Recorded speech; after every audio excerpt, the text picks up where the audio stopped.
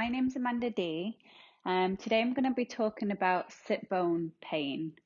So maybe you feel a fiery sensation here at the top of the sit bone.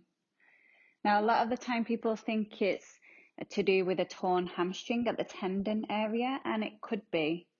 But also there's another muscle that people aren't aware of that is connected also to the sit bone, and it's called the adductor magnus. Now, there's a way to tell whether it's your hamstring that is torn, the tendon is torn, or whether it's the adductor magnus. So, if you have your feet together, a little space between your heels, and then from there, you're going to fold forward, hinging at the hips. So I'll just turn to the side. So the sit bones go up and apart. And then you just notice if you feel that pain. Pull the belly in and lift up. Now try that again with the legs wide. Have the feet parallel. Lift the sit bones up and apart. So you're hinging at the hip creases. And fold forward. And then again, observe. Now, if you feel it more with the legs wide, if you feel that pain is increased with the legs wide, then it probably isn't your hamstring.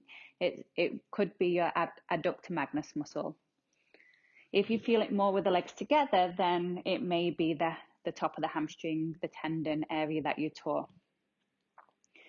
Now, something that you can do to stop a lot of pressure over this area is you can strap it using a normal yoga strap, or you can have a band that you can get from the pharmacy. But if you don't have the band, you can just use a regular strap like this.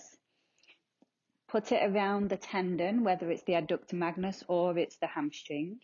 And then you just need to tie this loose end around. Make sure it's not so tight that it's cutting off the circulation, but it's firm, so it's giving a little bit more stability. So that can be helpful during your yoga classes.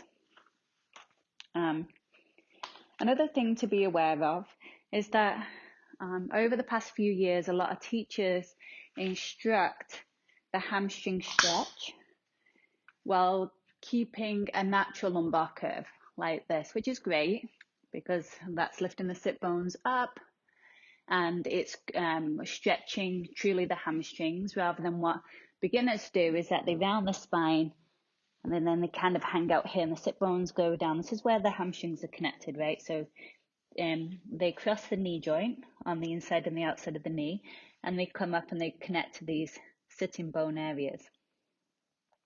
Now, when the sit bones go up, there's length created from the sit bone to the knee. When the sit bone goes down, that area is shortened, so then you're stretching your lower back.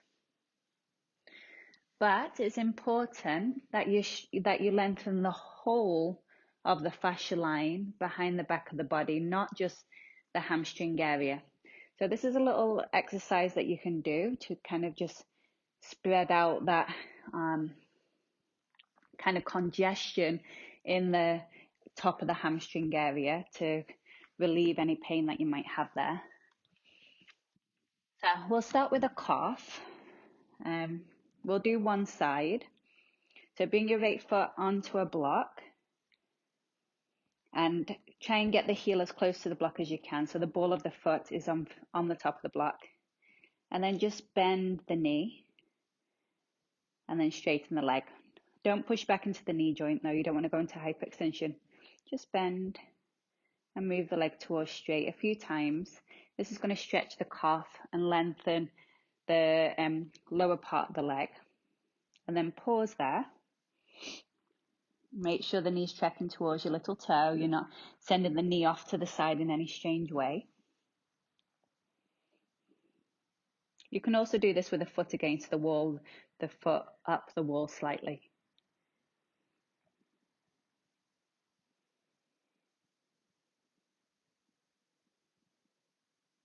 Okay, change sides. So bending and straightening the leg a few times, tracking the knee towards the little toe. So you've got healthy knee alignment. And then pause there with the knee tracking towards your little toe and the knee bent. stretching the lower part of the leg.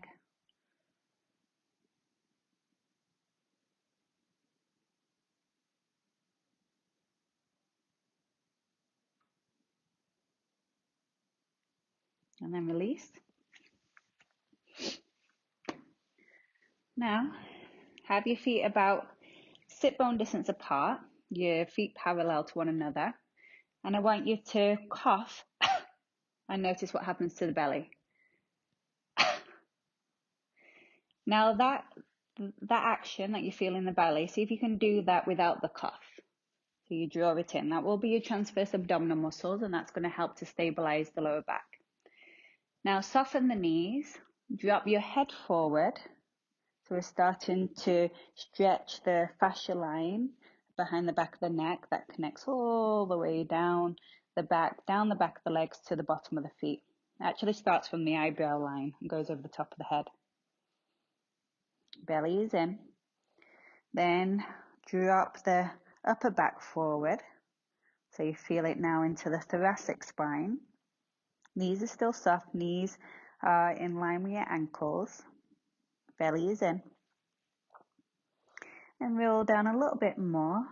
So you're coming into more of the middle back area. So a lot of the time people have tension in this middle back, lower back area. And then round a little bit more. So you're in flexion of the spine. You're not tilting the pelvis forward. The pelvis is upright. The front of the hip points are lifting. The tail is lengthening down. Arms heavy. Can you relax your neck more? Belly still in. And maybe a tiny little bit lower. Again, trying to keep your hip points level so you're not doing hip flexion. You're keeping the pelvis upright.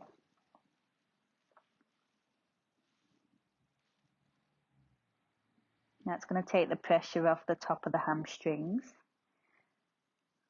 So not over pulling on that tendon area or the adductor area. Now take your thumbs to the floor. Drop your head. Keep your thumbs on the floor and try to straighten the legs the best that you can with the thumbs on the floor. Not to the point where you feel that fiery pain. So before that point. Belly still in. Arches of the feet lifted. And then just think about squeezing your shins towards each other. You'll feel the inner legs engage. That's your adductor muscles. So maybe that's the problem muscle, but we're creating strength there.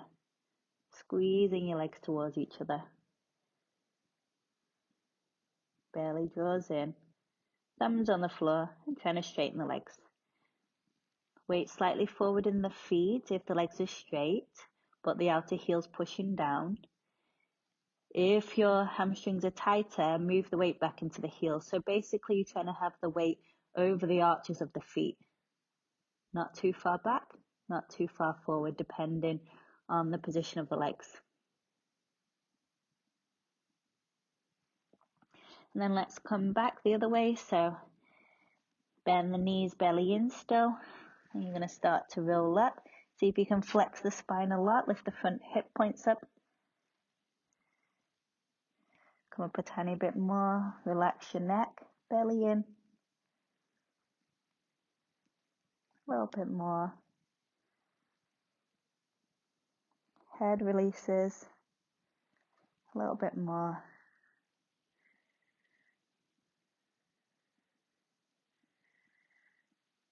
Until you finally are all the way up. Interlace your fingers behind your back, palms together. Find your natural lumbar curve. Relax your bottom. And then lift the pelvic floor muscles. Lift the chest, look up. Back of the neck is long. And try and reach your fist away from your bum. Don't let the hips collapse forward. Keep your hips over the plumb line of the arches of your feet. And release. Okay, hope that was helpful. I'm going to give you another few pointers in the next video. Have a good day. Bye.